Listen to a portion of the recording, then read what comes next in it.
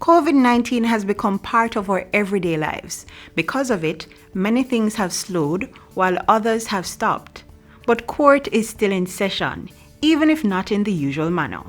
In the advent of the pandemic, we've experienced some significant changes to our routines. But with all that, we're still delivering justice to Jamaicans. Here's life inside the operations for Judiciary since COVID-19.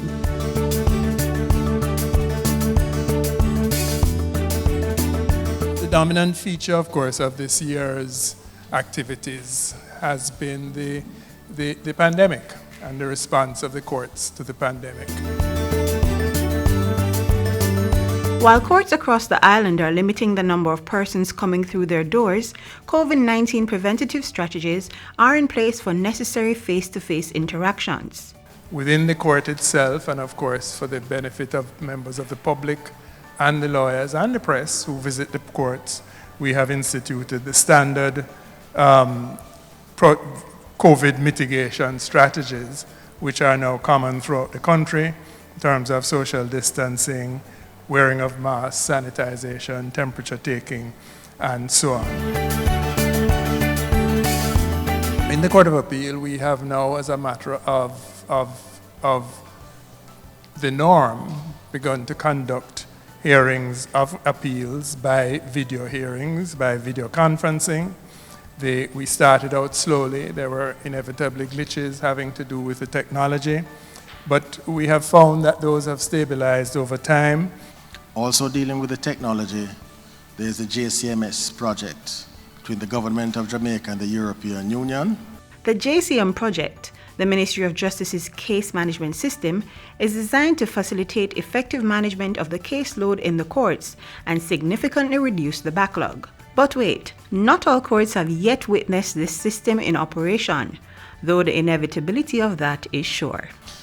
That project is in the pilot stage, and it has been introduced in the High Court Division of the Gun Court, Civil Division of the Supreme Court, Commercial Division, and Criminal Division. What does this mean in practical terms?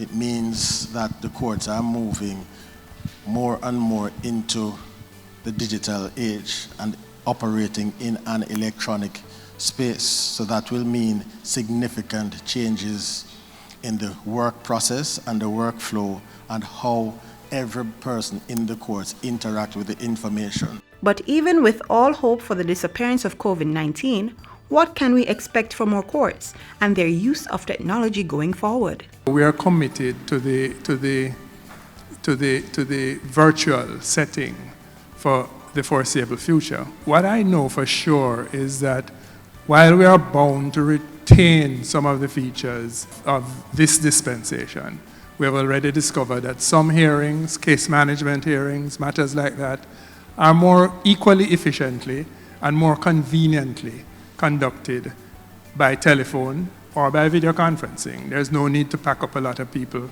and bring them into court to do a 15-minute hearing. We are committed to that because it is not just a matter of responding because of the COVID-19 crisis, but also a question of access to justice generally.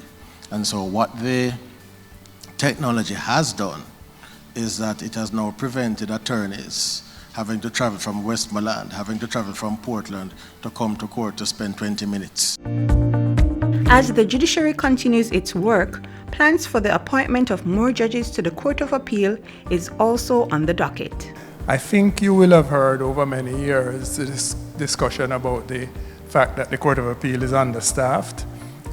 We had 7 judges for over 50 years. At the beginning of September, we got 2 more. In January 2021, we should swear in a 13th judge of appeal, which will bring us up to our full complement at last.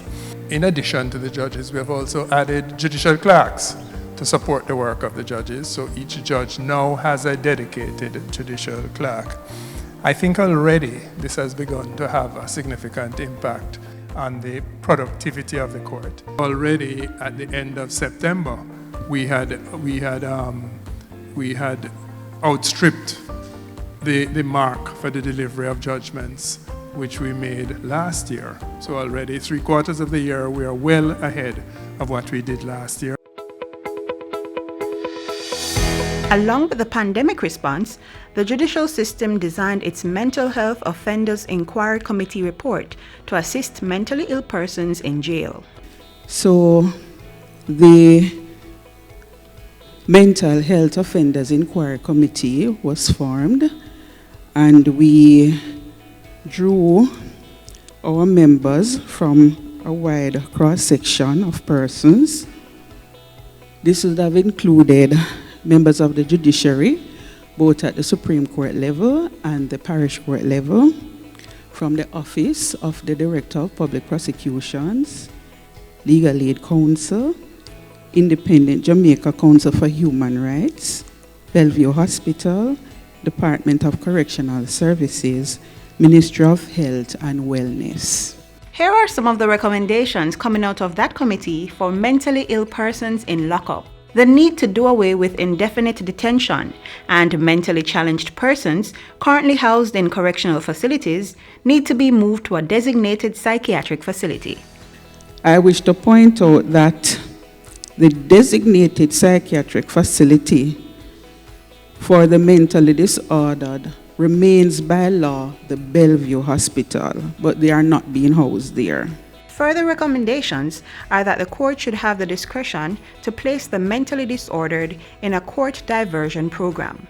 So, the committee, having made its recommendations, we further recommended that there be amendments made to certain legislations, such as the Disabilities Act and the Evidence Special Measures Act, to accommodate the mentally disordered defendant.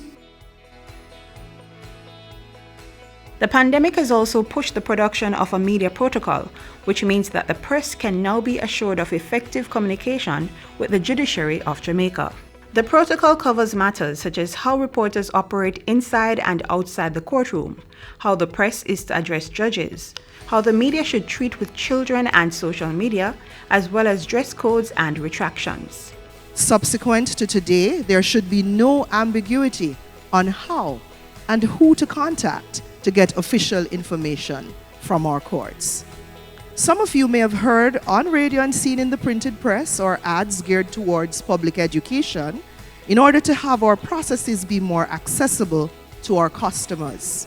This also forms part of how the judiciary is changing its engagement with the public. So COVID-19 has not stopped the operations of our judiciary system. In fact, as trials continue virtually, many other developments are happening to facilitate a first-class justice system.